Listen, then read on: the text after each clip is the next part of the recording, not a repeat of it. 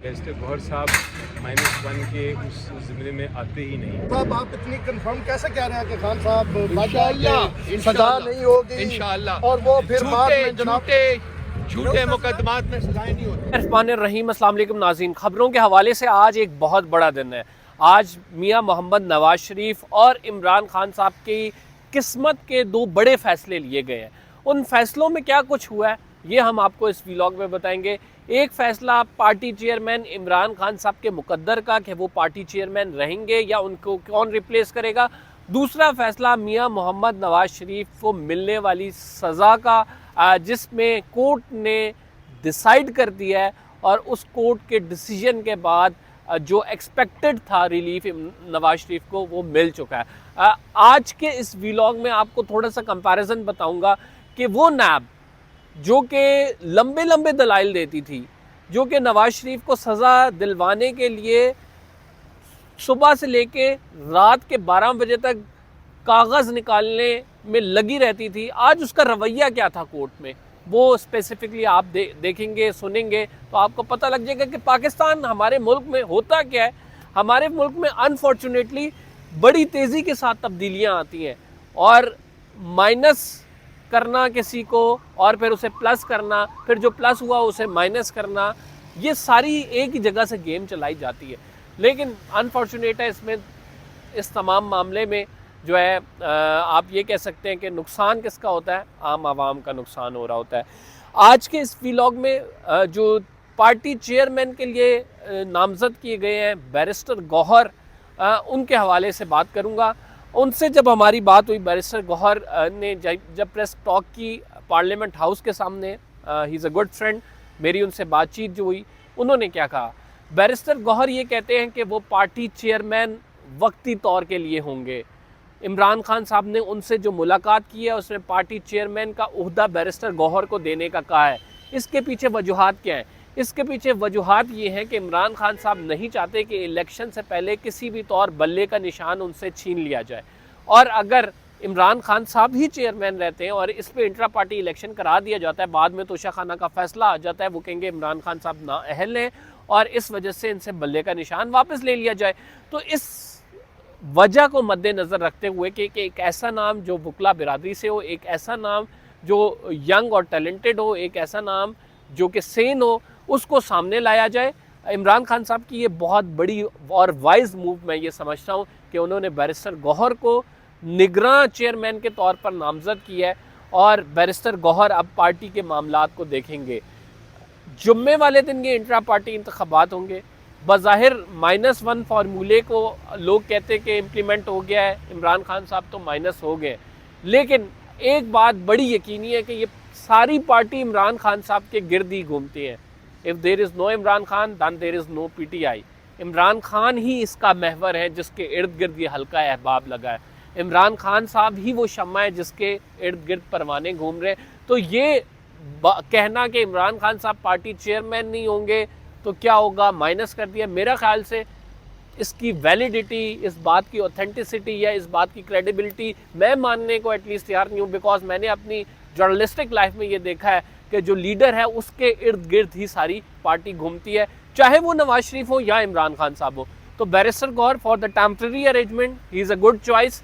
और उनसे जब ये पूछा गया क्या पार्टी के दीगर लोगों को भी एक्सेप्ट होगा ये मामला, तो बैरिस्टर गौहर, अली ज़फ़र और रऊफ़ हसन साहब तीनों हंसे मुस्कुराए। और क्योंकि हम ये देख रहे हैं कि पार्टी में काफ़ी लोग ऐसे हैं जो कह रहे थे किसी सीनियर को जो है पार्टी चेयरमैन बनाया जाना चाहिए, और जैसे कि परवेज़ इलाही का नाम सामने आ रहा था, फिर इमरान खान साहब की अपनी फैमिली से नाम सामने आ रहे थे, लेकिन इमरान खान साहब ने फैसला ये किया था कि वो अपनी फैमिली में से किसी को नहीं देंगे, क्योंकि वो ये समझते हैं ये मौरूसी पार्टी नहीं है।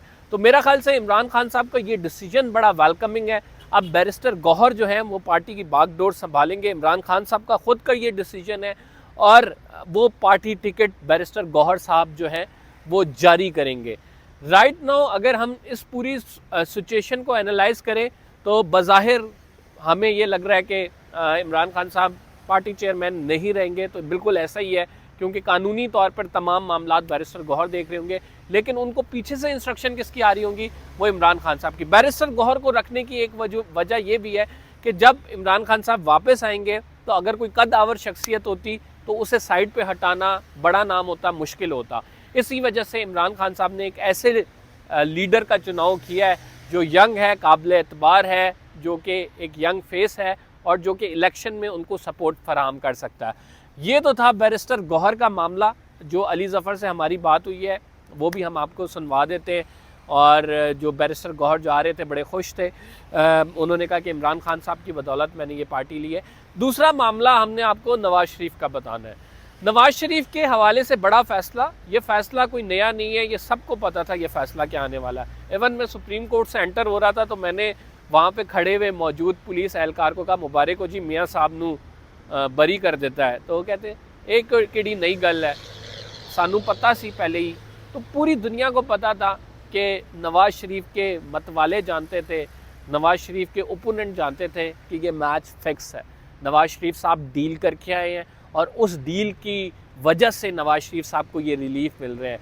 बायोमेट्रिक एयरपोर्ट पे आ जाना, नवाज़ शरीफ की अपीलें इलेक्शन स्केजुअल अनाउंस होने से पहले लगना और उन अपीलों पर नैब का दलाइल ना देना, फिर नैब का फ्लैगशिप रेफरेंस वापस ले लेना, फिर नैब का आधे घंटे के दलाइल 5 मिनट में देना, फिर जो है नैब का अदालत के सामने कहना कि उस टाइम जो रेफरेंस दायर किया गया था वो मजबूरी थी। तो जो सालों लगा के केसेस बनाए गए थे और जिन पर इश्तिहारी डिक्लेयर किया गया था अदालतों की जानिब से, जिन पर नवाज़ शरीफ को बुलाया गया था और पल भर नहीं लगा कि उस पर फैसला दे दिया गया।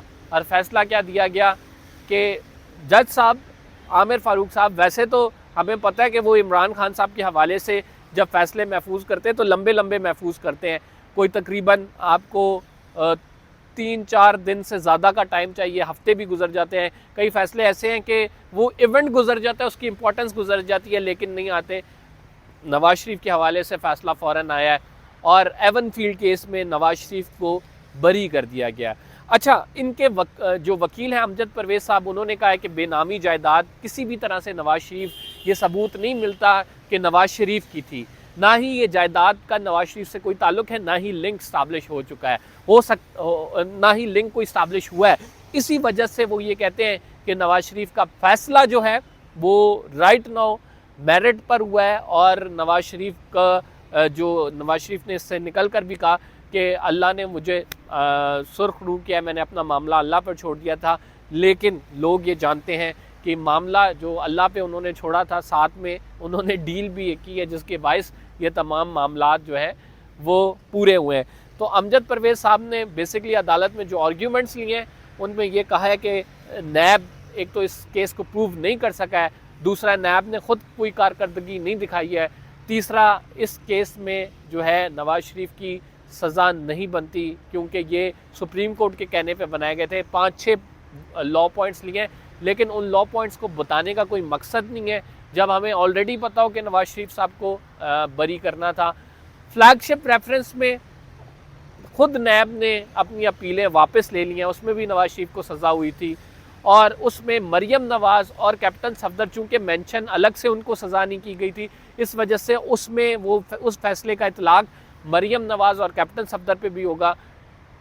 मरियम नवाज़ को पहले एक्विटल हो गया था, तो यानी कैप्टन सफदर और मरियम नवाज़ इन तमाम रेफरेंसेस में क्लियर हो गए।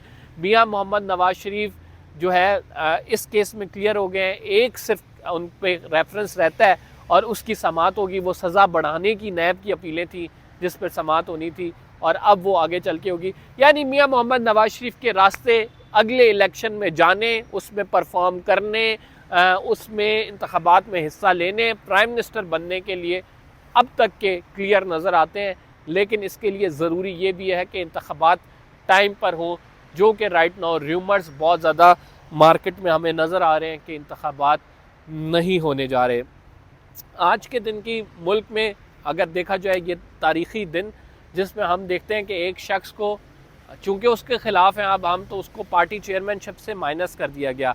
ये कल वक्त नवाज़ शरीफ पे था और आज एक शख्स को प्लस भी कर दिया गया जो कि कागज़ों में, फ़ाइलों में माइनस हो चुका था, अब वो प्लस हो गया है। तो ये जो किस्मत के भूल भुलैये हैं, ये जो चीज़ें की जाती हैं, इससे होता क्या है, इससे आवाम का नुकसान होता है। आवाम हमारी अनफॉर्चुनेटली इतनी लिटरेट नहीं है, इतनी पढ़ी लिखी नहीं है, वो अंधों की तरह सपोर्ट भी करती है, वो चीज़ें देखती भी है, उन्हें समझ भी आ रही होती हैं अक्सर चीज़ें, लेकिन अनफॉर्चुनेटली इस मुल्क में होता वही है कि जिसकी लाठी उसकी भैंस, और फिर वो जब डिसीजंस आते हैं तो फिर वो मानने पड़ते हैं, उन्हीं के मुताबिक चीज़ें होती हुई नज़र आती हैं, और हमारा मुल्क उसी गोल दायरे में घूमता रहता है, हम आगे बढ़ नहीं पाते हैं।